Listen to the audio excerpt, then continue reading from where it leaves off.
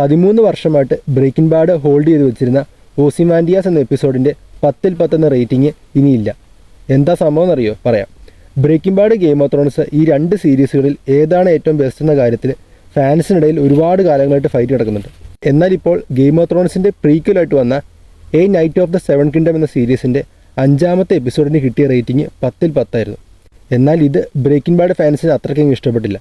10ൽ 10 rating breaking ബാഡിന് മാത്രം അവകാശപ്പെട്ടതാണെന്നും പറഞ്ഞ് അവന്മാർ ആ എപ്പിസോഡിനെ ഡൗൺ വോട്ട് ചെയ്ത് ബാഡ് റിവ്യൂസും കൊടുത്ത് ആ എപ്പിസോഡിന് റേറ്റിംഗ് കുറച്ച് 10ൽ നിന്നും 9.9 എത്തിച്ചു. ഇതറിഞ്ഞ് ഗെയിം ഓഫ് ത്രോൺസ് ഫാൻസ് വെറുതെ ഇരിക്കുന്നു തോന്നുന്നുണ്ടോ?